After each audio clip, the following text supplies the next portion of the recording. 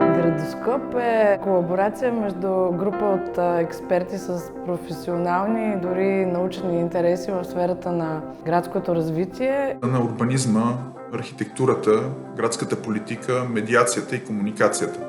Това, което ни обединява, е силно вълнение към средата, в която живеем. Искахме да инвестираме времето и енергията си, за да я подобрим. В Градоскоп искаме да покажем една нова визия за планирането и мисленето на трансформацията на градските пространства, която е много по-включваща и въвлича много повече граждани и различни представители на заинтересовани страни. И за това имахме нужда от тази отворена рамка. Под името Двигател за градско преобразуване предразполага точно това. Мултидисциплинарни проекти в различни формати и скали. Проектът Зеления преход на гарите започна като инициатива на Столична община и главния архитект на София под формата на дискусия за бъдещето на постиндустриалните пространства и територии в града. При избора за локация за нас беше важно намесите да се случат на територията на ЖП ареалите. Вече знаехме, че зоната е идентифицирана като терен с потенциал за града, но и няма конкретна визия за развитието й. Предложихме да разработим процес съвместно с всички заинтересовани страни, който да идентифицира споделена визия за включването на неизползваните ЖП ареали в градската екосистема.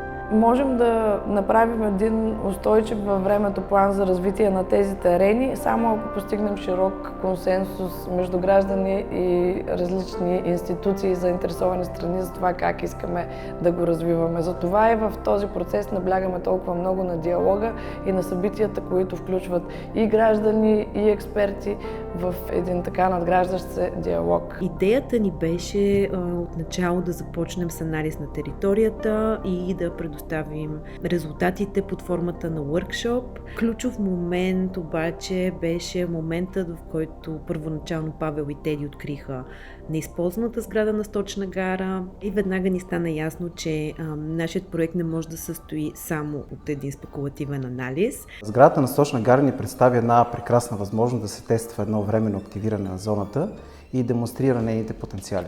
Първо направихме този урбанистичен анализ на терените, за да анализираме техните възможности за бъдещо развитие. След това направихме международната студентска работилница на ТЕБА адаптивна инфраструктура, в която много студенти споделиха своите идеи и визия за бъдещо развитие на терените. Също така активирахме нашата международна мрежа, катедрата по градска трансформация в университета в Цюрих и различни експерти от Базел и Брюксел, които имат опит в подобни проекти и ги поканихме да мислят заедно с нас и да споделят техният опит.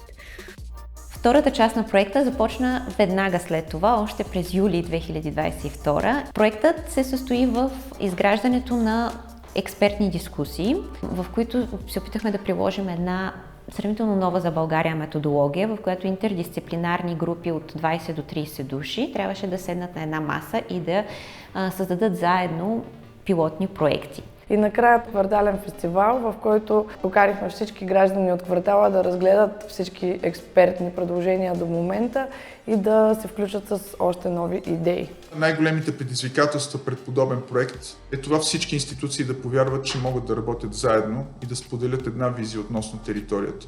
Много от институциите в България са фокусирани върху тясната дейност, която изпълняват, което е и нормално. Тяхната работа е дефинирана чрез законови рамки, но всъщност едно регенериране на такъв специфичен район като ЖП ареал изисква колаборативна рамка, силно доверие и една немалка доза експерименталност. Да си представим всеки от нас как го вижда и в какво иска да го трансформира.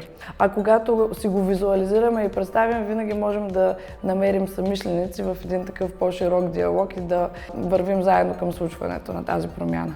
Видя се, че както институциите, така и гражданите са отворени за диалог и ако бъдат поставени в необичайната ситуация да говорят за мечтите си и да се абстрахират от пречките, могат да бъдат много продуктивни в създаването на идеи. В крайна сметка това беше и най-големия успех на проекта, защото тези от тях, които взеха участие в кръглите маси, бяха много впечатлени от методологията, бяха много впечатлени от това, че един такъв разговор не завършва с скандал, а напротив с един конструктивен диалог и с едни интересни идеи. Една от намесите с изключително силно обществено и екологично въздействие е обособяването на част на терените за парк, който да дава възможност на местно ниво да се случват събития и изпълва района със съдържание. Аз лично си мечтая тази градска част от Столична гара до гара Подуяне в София да се превърне в един голям мейкър спейс на София, в територията на който да се тестват новите модели за кръгова икономика и за устойчиво градско развитие. Да се превърнат в зони за иновации, за развитие, за експеримент. Да създават локално знание и технологии, които да бъдат и референция от България за Европа. И други продуктивни дейности, които да помогнат на София да бъде по-чист и по-зелен град, който предоставя на жителите си устойчиви работни места и качествено обитаване. Вече имаме много идеи за трансформацията на тези пространства. Имаме консенсус и подкрепа за пилотните проекти от страна на експерти и от страна на граждани. Имаме активен и ефективен диалог с институциите и сме сигурни, че това е една база, на която ще бъдат намерени и финансовите, и всички необходими инструменти, за да се случи тази трансформация. Най-добрият начин да предвидиш бъдещето е да го проектираш.